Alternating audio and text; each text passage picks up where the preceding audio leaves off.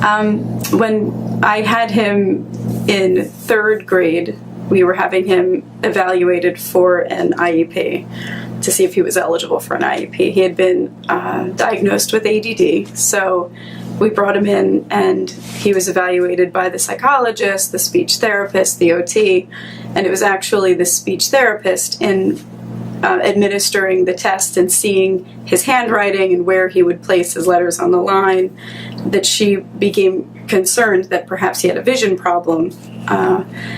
And so I think she spoke with the OT, and the OT checked it out too. And in our meeting, our eligibility meeting, the OT actually pulled me out of the meeting and showed me with the pencil, having him focus on it, that his eyes, when they would focus, would move independently of one another. And that was really shocking and scary. I had had no cause to see that before, so that was really enlightening.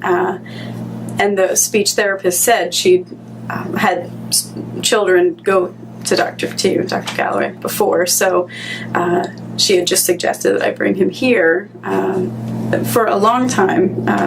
What's interesting is that he was so premature that we were always so aware of his developmental delays, and he really didn't have many.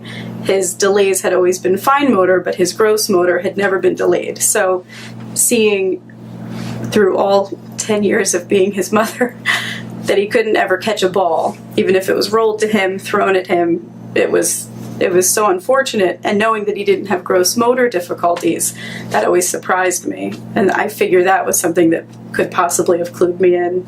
But certainly we were seeing the significant tantrums at homework time that were, I assumed, just related to his ADD, his ability, his inability to focus well at the end of the day. He was tired from a long day at school. And just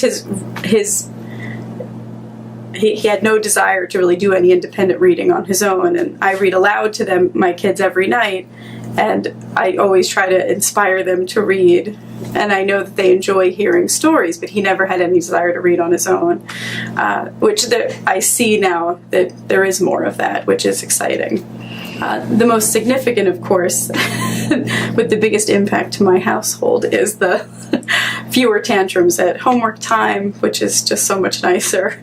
I saw as we were approaching the end of vision therapy that when I would have him sit to read so that I could see how long he would comfortably read, he would read for longer periods of time without asking to stop or without checking the timer. And so that's exciting to me because I love to read. He is, again, so much more amenable to just sit and do the homework, which is so nice. And then a few weeks before the end of vision therapy, it was just interesting that he and my husband were having a catch in the hallway at our house. They just had a tennis ball, and my husband had bounced it to him, and that's a very small ball for him to catch. And he did. He caught it, and he threw it back, and he caught it, and we were all pretty shocked because for 10, he'd never really been able to do that before. So we just figured that he wasn't going to be good at sports. But it's exciting because really when you think that it was just his eyes not working properly. Mm-hmm. Yeah.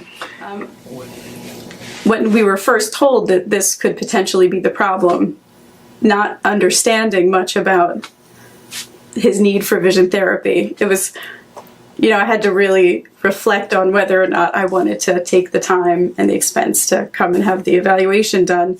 But really, when it all came down with Danny, we always just go ahead and do the evaluations just in case.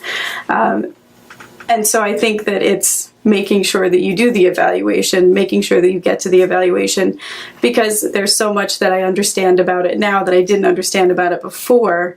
It was hard to understand and see how greatly that difficulty affected his everyday life and just everything that he did. And so I think that it's worth the time to get the evaluation. I think that it's really worth the time and the energy to come in for the therapy, just because you almost can't even predict how significant an effect it'll have on the little things and the big things that these kids try to navigate every day.